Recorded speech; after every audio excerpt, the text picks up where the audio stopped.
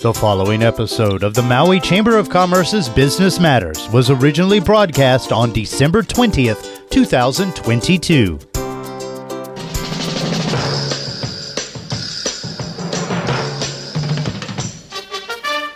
It's time now for the Business Matters radio show on KAOI, sponsored by Mokulele Airlines. Here's your host, Pam Toompop.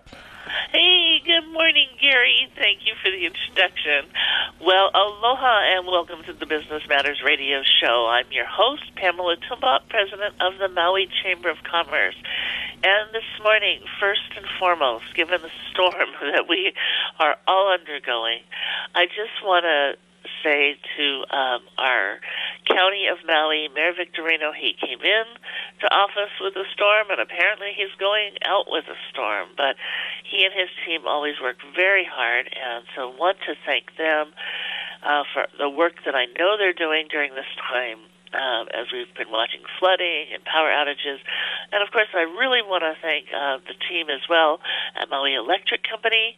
I understand we still have power outages in Kihei, pockets in Kahului, Haiku, Oluwalu, Olinda, and Pi'iholo. But we know that they're on it, and they're bringing the numbers down of those who are impacted. I think as of last night at 7:30, 4,500 households were impacted. And I don't know what the new number is this morning. But I think that, again, we just want to thank all the teams on the ground, our county administration, all of our first responders as well, and Maui Electric Company for the work that they're doing. Thank you all so much. It's been a lot of rain, a lot of high winds, and a lot going on, and lots of flooding. So be careful if you're out on the road. If you don't have to be on the road, maybe sit back, plan another day. I know it's the Christmas season and people are excited about shopping and things, but let's be careful while we get through this storm. And I know things are getting better today from yesterday, and it'll continue to get better. So just want to encourage everybody and thank all of those who are helping to keep our community safe and clean and getting the debris off the road as well, so that when you're traveling, it's safer. This morning, I'm really excited to welcome our new senator for District 6, who served us very well as representative for District 10 since 2007, Angus McKelvey. Aloha, Angus, and good morning. Aloha and a wet good morning to you. I apologize in advance to you and everybody else, but you're kind of cutting in and out. So if I just get disconnected or bumped out, we're obviously dealing with the same weather across Maui right now. It's causing havoc with, electrical and cell service and everything else. But a good, windy, wet morning to you and everybody else, and thanks for having me on. Oh, great to always have you on. And yes, and so if we lose Angus, I know he'll try to call in again. We just don't know how it's going to go, folks. And same for me, although I'm up in Pukalani, but we're dealing with extreme wind conditions up here as well. So first of all, congratulations on the election. We're so excited now to have you as our senator representing District 10. For those who may not know, can you tell everybody the areas that are encompassed by District 10? Yes, that's actually Senate District 6. That was my excuse me. old one. Senate District 6. That's okay. You were formerly You're not represented the only one. District 10. Senate District 6 was expanded under reapportionment quite a bit, so it's about roughly half the island of Maui now. But the main areas are West Maui. Well, they're all the main, but West Maui and South Maui. And then, of course, the new areas include Waikapu, the south central portion of Kahului around the Maui Lani area. There is a sliver of upcountry, but it's mostly, as I like to joke, it's mostly pheasants and mongoose in that area. But that's the area roughly encompasses the Senate District 6. But still the old area plus two new areas in it. Yeah, very interesting. And tell people a little bit about why they did the reapportionment. Oh, well, every 10 years we do the census, as you know, and based upon the census count, the Constitution requires us to ensure that every state Senate district has X amount of people in it. And part of the reason why it happened was West and South Maui lost people during COVID. I also think it had to do with the fact that the census, participation wasn't as robust as we were working for and hoping for, and this is why I keep stressing to everybody, for many different reasons, the census is an important thing for people to participate. So given that, they had to add additional people into this district to make it balance out. Central Maui grew, so Senator Agaron's district geographically has shrunk to where it's pretty much a triangle around Central Maui. But I took over portions of his old district in South Central, Kahului, and Waikapu in order to make up for the population differential. And then, the House districts changed too. My old district, 10, is now the area of Wailuku, which is represented by Rep. Troy Hashimoto. My old House district geographical area is now 14. And it includes not only West Maui, but now includes also Wai'ehu, Waihe'i, Pakakalo, and those areas as well. It's House districts have changed, and my Senate district has changed as a result. Well, and I appreciate you sharing that because with representation changing, not everybody is up to speed on what that looks like, and so now those areas know who is going to be who will represent them in these times, yeah. and as you said, it doesn't happen very often, so people don't know. Every 10 years. Well, I made a big part in my campaign, a huge part of it, and still is. I really want to give a shout out to the Waikapu Community Association, to Glenn and everybody. They did host forums, and which I attended, and I wanted to make the people Waikapu. I did walking and waving up there very, very prominently. Let people know, look, recognize I'm a new senator for the area. You're going to get the same vigorous representation as I am for the other parts of District 6. And these white community associations, generally speaking, are so important. And they're part of my, community outreach is because they're made up of regular citizens, regular folks who give up their time to try to better their community. They host forums. They have speakers come in for different things like development projects or infrastructure or issues for the community. And so Waikapu area, their challenges are unique to them. There are some commonality challenges. Affordable housing and rentals, of course, is common to pretty much everywhere on the island. But there are issues that are, challenges to that area that are unique to them, as there are to West and South Maui. So I've been very lucky to work with the community association and, address some of their issues, really that revolve around some of the new proposed developments, particularly Mike Atherton's project. And while it's going to provide much-needed workforce housing and rentals, as well as a new school, there's also infrastructure challenges for that. And then there's another project also going on in that area. You've probably seen it if you've driven by that Waiale Road where the food land is. There's a new project going on over there, an affordable housing project. So that's presenting infrastructure challenges in the community. Of course, is very keen that we had put resources towards improving the safety of the Honopi'ilani Highway that runs through that area. Yeah, that's a good point. Well, and I appreciate the shout-out for community associations. As you said, they're vital in our communities. They represent a lot of the common needs that we all have, but also, again, they're very specific and unique needs for the region, and they do a tremendous job. So I'm glad that you, of course you did, but I'm glad that you shared that you went out and you met with them and you talked to them and engaged them in discussion and hearing their concerns. I think that's really important, and I know. Yeah, we're working with them on things for this session, as we are with the different community associations. In order to ensure that even though in the Senate you're not limited by the number of bills you can introduce, there's a practical reality in that about 3,000 bills get introduced every year, and only about 300 roughly make it to the governor's desk. So you kind of try to want to, strategize about things. And Yeah. one of the strategies I've developed over the years on the House side is to try to look and work with our colleagues from other areas to basically dovetail or, on different things that are common to our areas, macro issues. And so rather than having 50 bills that are the same thing but specific in nature to one area or the other, is trying to join them all together in what they call an omnibus bill. And that allows you now to free up more of your own individual bill slots for districts that are issues that are specific to the district, like flood control funding for the South Maui, which needs to be emphasized again, given what's been going on in the area, which has been kind of nonstop. But yeah.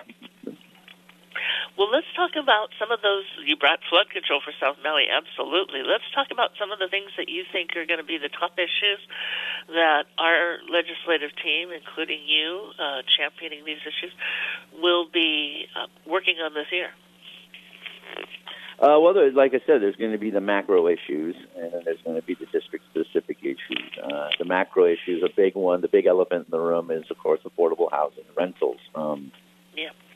There are numerous efforts, that are going to be looked at. One of the things that the Senate did this in the off session, I wasn't a member yet, but I've been getting up to speed, is they actually, have been looking and working with entities outside of Hawaii. Okay, what is being done outside of Hawaii that can be replicated over here? And one of them is looking at what they've done for affordable housing in places like Vienna, Austria. They're very protective of their affordable housing that's developed. They find a way to keep it in perpetuity, and I think that's one of the things that we're going to focus on our end is mechanisms to ensure that affordable housing dedications, when they come online, remain online. I mean, the Front Street Apartments issue when I was a rep kind of brought that to light. We commit public funds through LIHTC and other types of funding, and we, unfortunately, when the period is over, as the cases may be, they get flipped into market price homes, and the affordable homes are gone. They get put on the open market, and of course, everybody is in the world is even with the high interest rates and the recession is still trying to grab a piece of Maui. Right. And as a result, you get these huge sight unseen cash bidding wars still going on. I mean, everywhere else property values are coming down. Yet last month we just set the record for the highest prices of condominiums, I think, in the entire area. We clearly, there's a need to, if we're committing public funds to developing affordable housing and rentals, we need to put mechanisms in there to ensure that they remain in that stockpile, so to speak. And so people gravitate as their families grow and their businesses grow and they become financially more successful, they will move into a market price home. That affordable house is now available to the next young person or family who wants that opportunity, and instead of having to move to the mainland. So that's one issue, macro. Another one is we have a surplus, and I think myself and others want to see more support, and this kind of dovetails with you guys, for businesses, in particular small businesses. I've had a conversation with the new chair of the Consumer Protection Committee on the Senate side to say, hey, the DCCA, Commerce and Consumer Affairs, is flush with money. They've been collecting fees all of these years, and they were collecting fees from businesses during COVID when businesses were practically shut down. I think there needs to be a hard look at trying to do some kind of a give back to the business community through the regulatory fee structure that many businesses pay. Also, and just generally speaking, there's been a lot of discussion about tax relief. We need to also look at tax relief targeted at small businesses.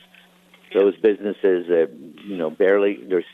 they're rebuilding now from COVID. They could sure use a financial boost in being able to claim back some of their GET expenses, to claim back some of their capital cost expenses, and some kind of a credit.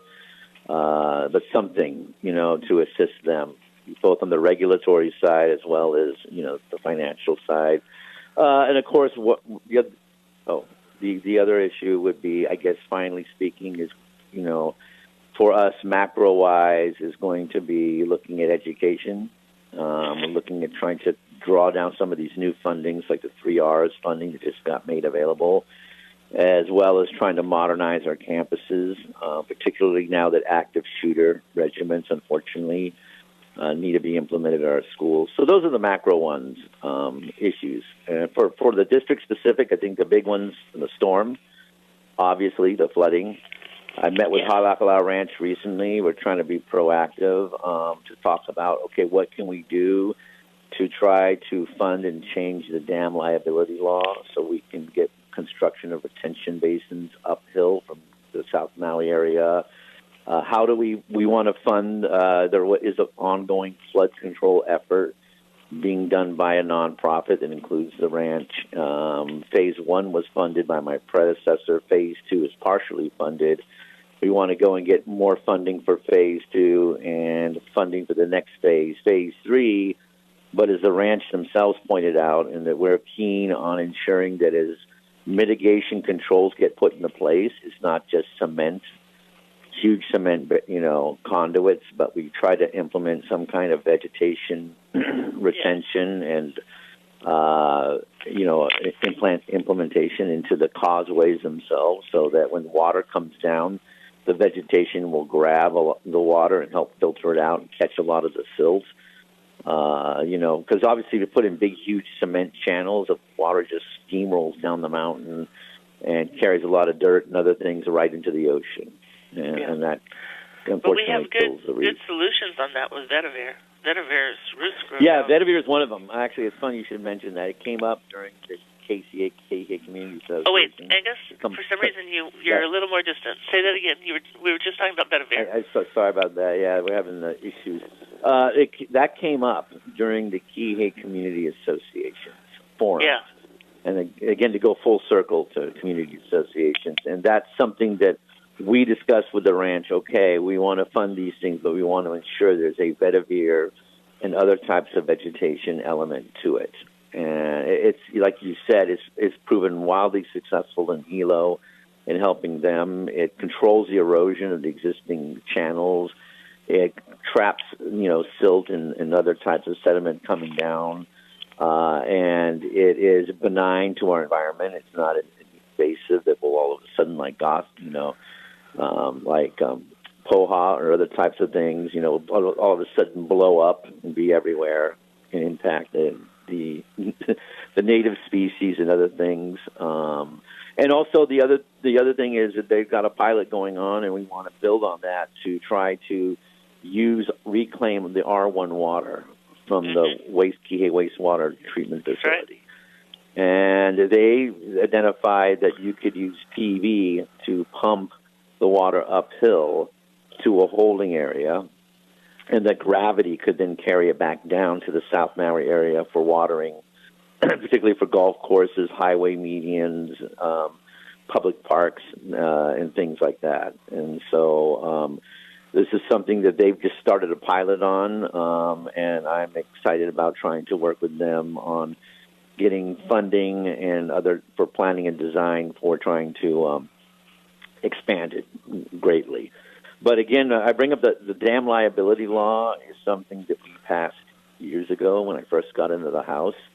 It was done after Koloko, and while it was well-intentioned, fortunately, what it's done is it's made having, as either a private landowner or a farming interest or even the county, it's made having reservoirs and dams a huge potential liability.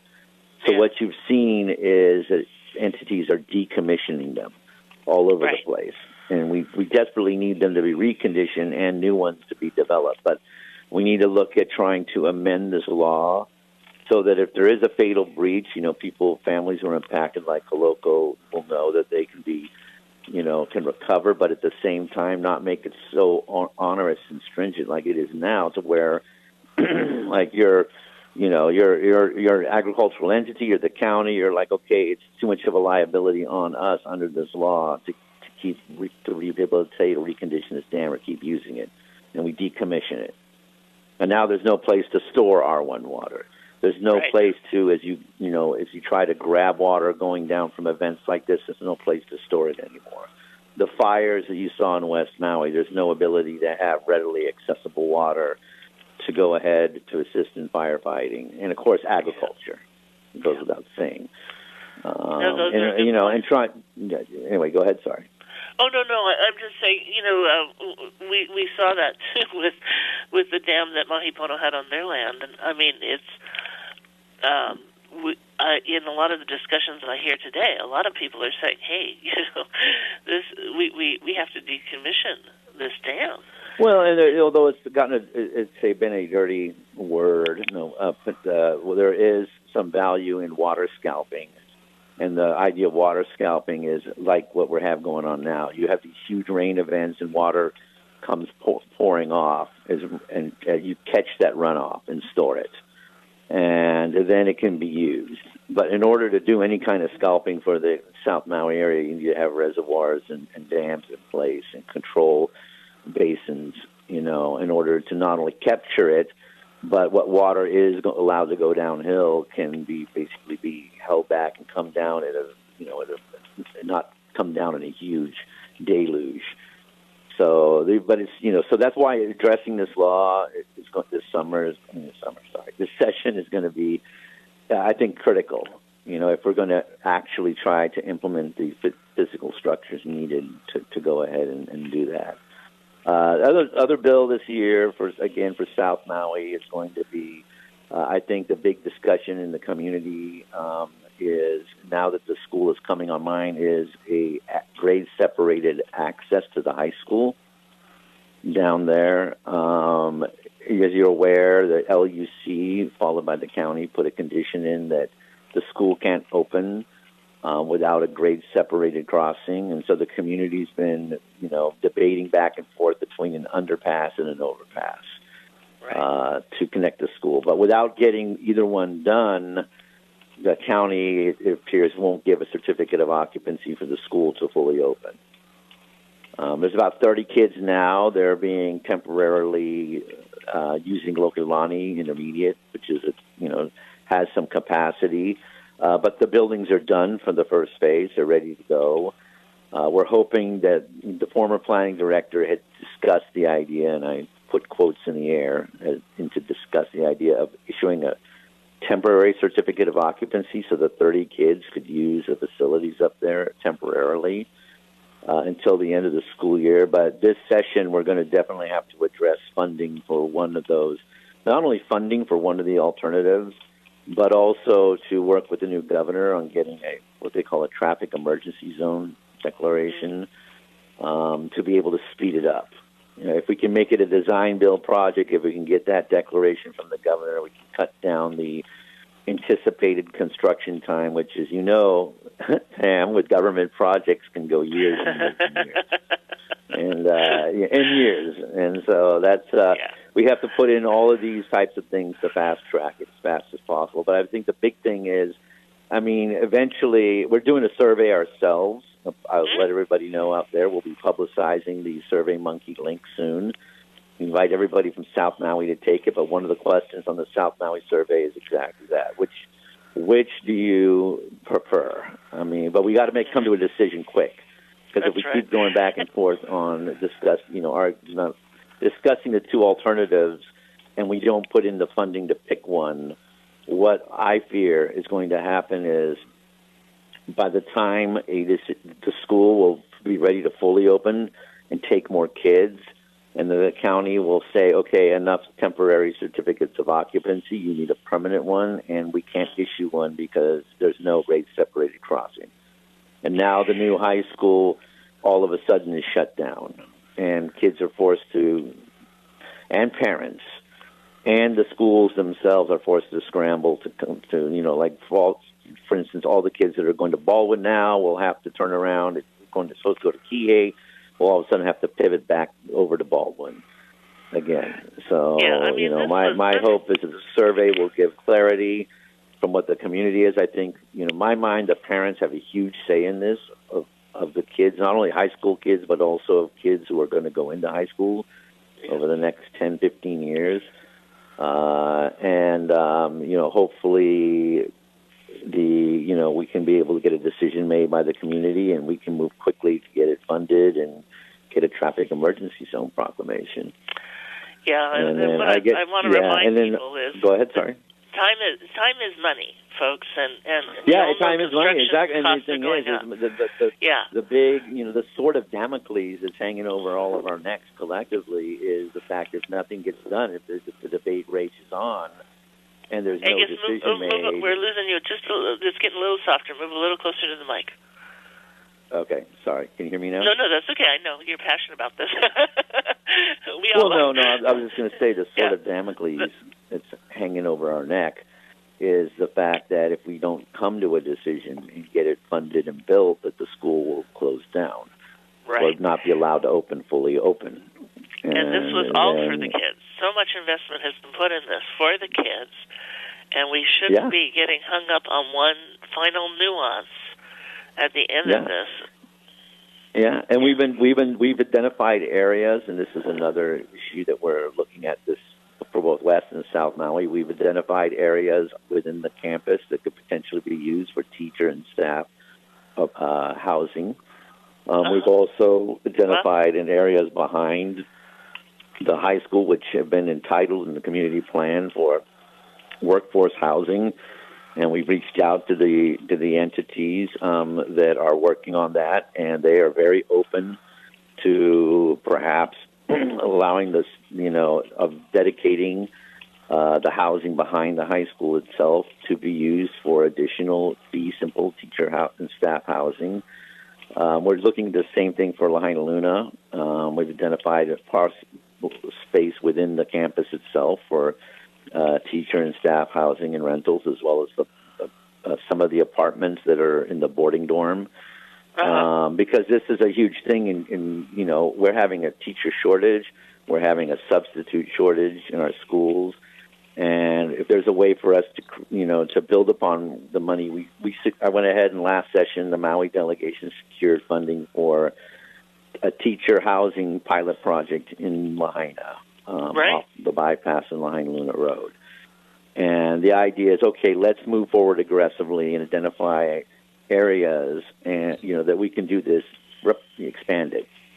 And this summer, in working with the different schools and the superintendent, there is availability on Maui for land within the campuses of both the Kihei school as well as the one in Lahaina Luna to do this. And so this would help to, it would provide a way for us to attract and retain teachers.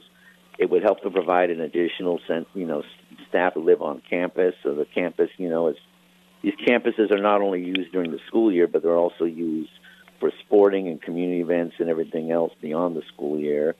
And it helps with security and everything else. So this is something we're going to be working on this summer. This session. I keep saying summer. I think that's phenomenal. I'm really excited to hear that we're looking at these educational lands, which are state lands, looking at that and looking at how we create a community around education. Exactly, Pamela. You hit the nail right on the head. It's how do we create communities within our campus? How do we leverage that we have infrastructure already on them? We have water, we have sewage, we have, we could easily, imagine as a teacher or a support staff, they can now, instead of commuting across the poly every day, they can simply walk 100 yards. And for things like tutor support and extracurricular activities and sporting events, it now provides a way to get more ability for them to participate and support. So I'm excited about it. We've had a lot of support from our Maui Board of Education member, who's been great. And she, of course, and the superintendent as well. So now, and the HSTA, they've also been very involved in pushing hard to make sure that we actually start to develop a plan, identify TMKs, look to funding, and I noticed there's some of my colleagues are looking at the same thing in Oahu, and this is one of those things that, although we may start off with individual bills, I envision that they will all come together under an omnibus bill. But But this is a way so that on this kind of opportunity can be made available on all the islands, in particular Maui. And I think that's phenomenal because we're looking at a systemic change, which can happen because we have the land. Well, count us in and keep us posted on that because housing is one of the Chamber's top priorities. For sure. And and one of the things, and I'll use this as a pivot point back to the global thing. One of the things that we did last year, some of what we will do this session will be to look at bills that were passed and look to make sure that there's proper positional support for them. And one of the things we passed last year was a bill to provide support for small businesses to be able to compete for and secure government contracts. Yes. I'm the only incoming new member to be given the opportunity to be a chair of a committee in the Senate.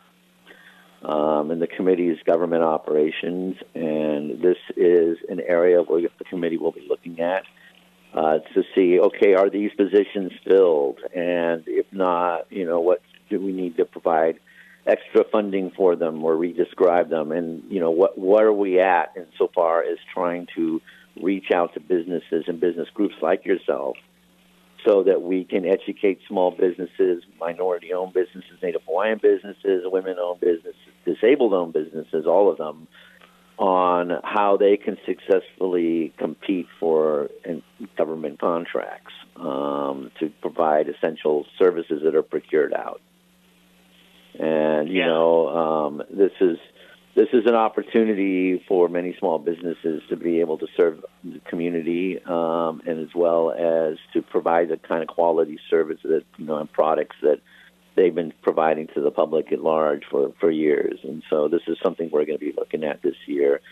Under procurement, we're also going to be looking at, we passed last year a working group to consolidate procurement.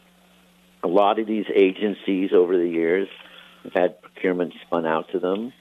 They don't have the expertise to be able to use the procurement system, the electronic procurement system. You see it in the schools quite frequently, but as a result, simple little things that should be, done are often taking forever. Yeah. And, we have a situation on the West Maui part of the district with our small boat harbors. I mean, we've had broken bathrooms, copper pipe that was stolen is still not replaced. And, the idea is, okay, there's got to be a way to get our procurement office to expedite under an emergency procurement these kinds of things, but without needing a full-on state of emergency proclamation. Angus, can I share a story real quick with you on that? Maui Harbor. So Maui Harbor, I understand the restrooms have been locked up, that they haven't even got porta potties out there, that people come out and pay big money. We've got guests coming out and paying big money for a tour excursion, and a lot of the boats don't have, the restroom capacity on the boat. So people are actually guests, and those who work in the harbor and around it and on the boats are having to go in the bushes to relieve themselves. Oh, I just heard that. This is ridiculous. The same thing with the bathrooms at Mala Wharf. The Lahaina bathrooms haven't been cleaned and maintained forever. I mean, it's so Theo Morrison of the Lahaina Restoration Foundation sent pictures, and she said, from that old movie back in the 70s, if you had smell-o-vision on photos, you would just absolutely be crippled because the urinals don't work in the men's bathroom, and as a result, the smell of urine is literally overpowering. And we were working with the people at Mala Ramp to get the navigation lights, which have been out for like almost a year and a half. If you come in at night on a boat, you're going to hit a post because you can't see. They claim to have an electrician contractor who is going to service all the small boat harbors. They claimed they were going to have the parts back in July. They were just waiting on the parts, and there's still nothing. We've gotten no response from the DOBOR is the name of the entity. I think we need to call a state of emergency. The system is so broken, it's ridiculous. The guy needs to be moved out. He needs to be fired. I'm recommending to everybody that they light up the new governor, like nonstop. I mean, you get 2 minutes, call their office and call again and send pictures to them because the small boat harbors are busted everywhere. It's ridiculous.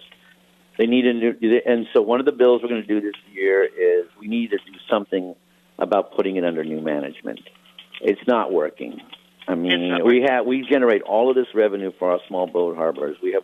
And yet a lot of it ends up going to places, on other islands. So one of the things I've thrown out there is maybe it's time we look at, for a number of reasons, transferring the small boat harbors over to the county from the state. We keep the revenue in Maui. It goes back into our facilities. You have the ability of these agencies like Public Works to be able to do things like fix the bathroom and clean them.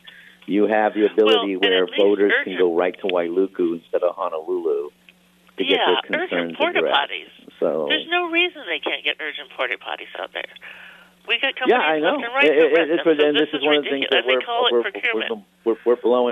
we've just been blowing them up. It's funny you bring that up. We found out about it. We've been blowing them up, and it's been absolutely atrocious. And the fact that we can't even get a response. It's not just me. The chair of the Water Land Committee, Senator Inouye, has the same thing. She's like, none of the legislatures are getting a response at all from this entity. The honeymoon's over for the new governor. He needs to get on this and do something quick. And, he's within his powers to do it. Campaign's over. It's time to fix these things and fix them immediately. And so we plan to...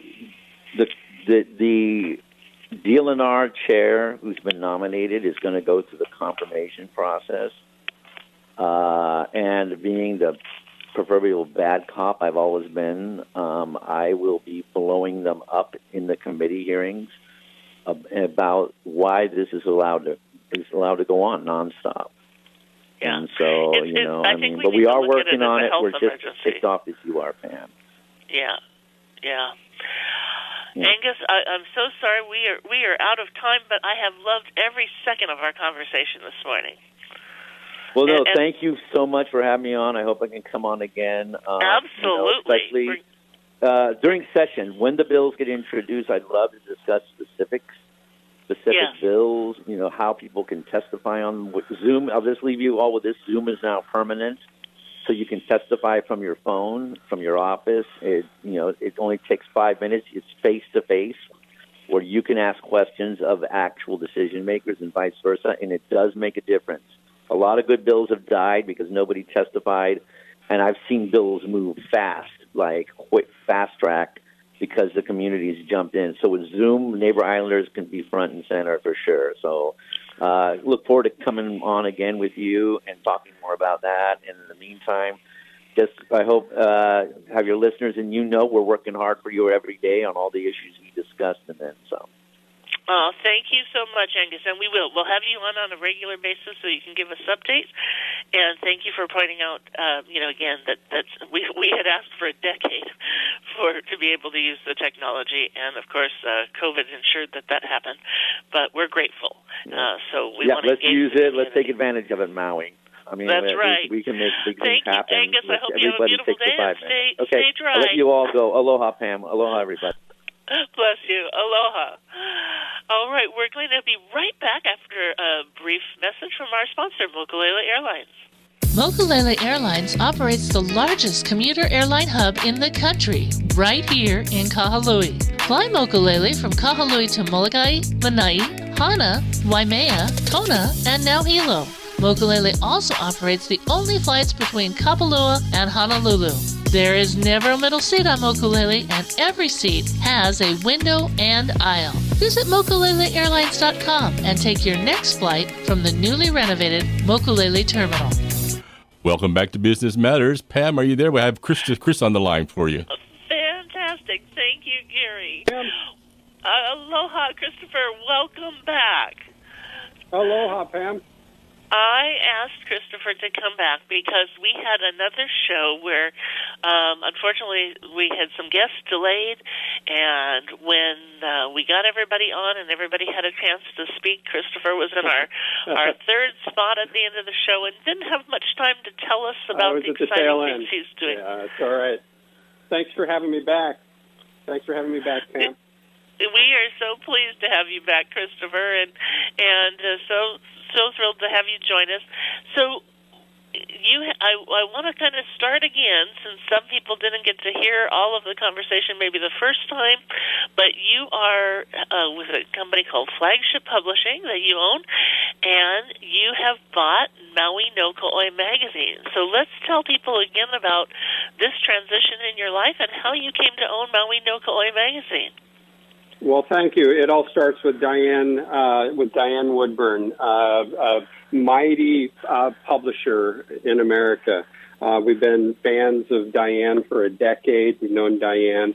She's small but mighty lady. She has been on Maui, I think, for 35 years approximately.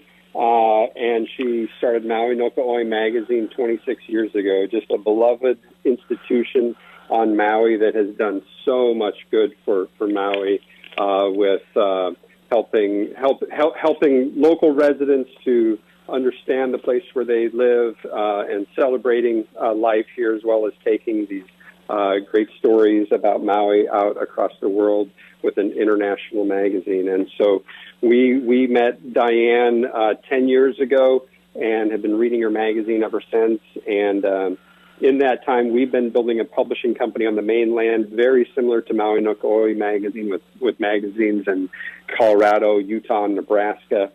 And we told Diane years ago, we said, we love your magazine, we love Maui, and someday, if you're ever ready to retire, we'd love to have the opportunity to take it over and be the next caretakers of Maui no Ko'oi magazine, and that happened recently. Well, we are so excited to have you at the helm now, and I know it's a team with you and your wife. Tell us a little bit about how the transition's been going. Maui is such a welcoming community, so friendly, so welcoming. Diane has been introducing us to her friends and all the people across Maui County who have been supporting the magazine and who she's been supporting in these intertwined relationships that she has developed through the years. And so we've been meeting people, and it's a tight fabric, and people have accepted us and welcomed us, and we just appreciate that. We've been very welcomed and loved while we've been here.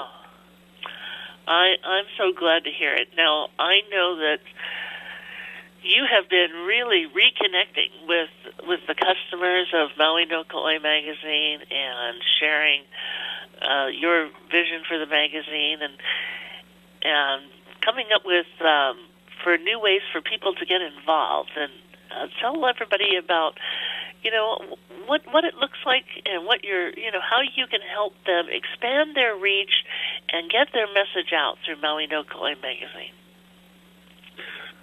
It all begins with the storytelling. These magazines. One of the things that I appreciated about Maui no Ko'oi magazine, coming from the mainland originally, I had looked at Diane's magazine the first time I read it a decade ago, and I was so impressed with the depth of the storytelling that's in the magazine. Yes, Maui has beautiful beaches. Yes, Maui has beautiful sunsets, but there's depth that goes beyond that with the heritage, the history, the culture, all the businesses, the stories of the people here. And so first, it for us, it always begins with the story. So we have stories in the works. We're also always looking for stories. So I would say if people have story ideas, please continue to engage with us. We're happy to talk about story ideas. We're happy to just meet the community, and people can call us anytime at the phone number that's on our website, and they can email us. So that's where it begins for us. And then, of course, there's advertising opportunities as well, and advertising reaches a really nice mix of people in Maui who are certainly residents of Maui, as well as people like us who began coming to Maui and fell in love with the place. So the magazine can reach people on the mainland as well, and Canada, and really all across the world. So there's editorial and there's advertising involvement. And I love that you point out. I mean, I really do believe, and have always believed, it's the editorials, the stunning photography that gives us a sense into the deeper elements of the community and the culture, and as you said, our heritage, as well as some of the more current stories of new businesses getting started, or how people, how we decorate our homes here, or our culinary arts, and the amazing chefs and the work being done with students in the college, and it's one of those. I always thought, growing up in California until I was 15 and then moved here, but Sunset Magazine was sort of the big thing in our house. And when I moved here, we had Maui no Kauai magazine, which is sort of, to me, like the Sunset Magazine for Maui. And it's the coveted magazine that everybody looks for to connect with. But you've also been working on, finding ways for people to connect. So I want to remind everybody that, and Chris is going to give us his information at the end so we can get to that website. But how nice to have an opportunity to be encouraged by the publisher to share your stories. And let him know about what you feel is exciting about Maui and stories that you feel should be told. This magazine, if I could just jump in, these magazines, I've been publishing magazines now.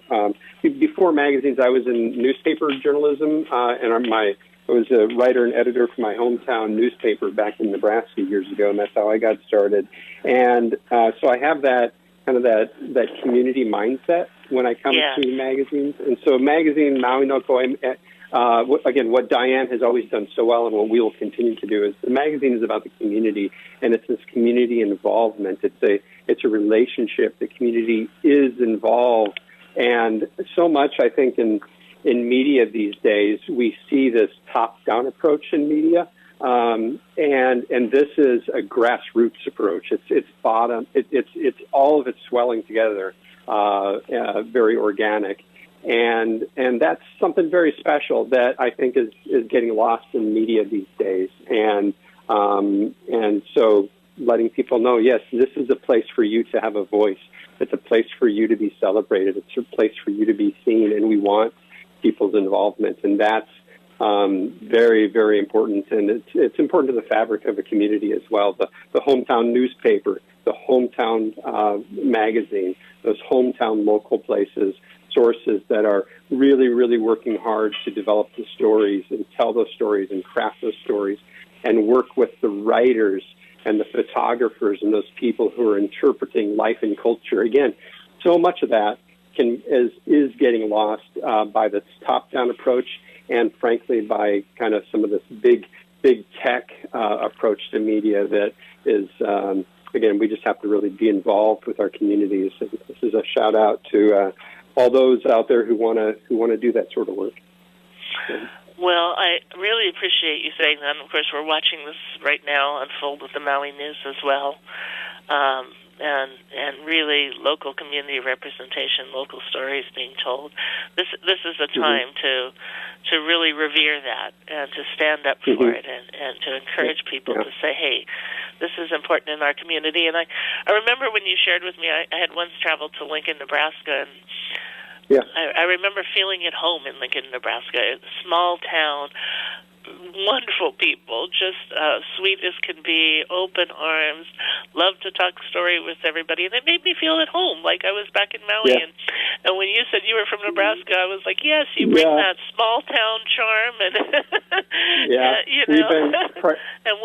prior to Maui, we've been living in Colorado for 10 years, which is wonderful. It's great. We've loved that too. But born and raised in Nebraska, and Nebraska newspaper and and then Nebraska Magazine. And I really cut my teeth in magazine publishing as being that go-to person traveling everywhere, getting to know everybody in Nebraska.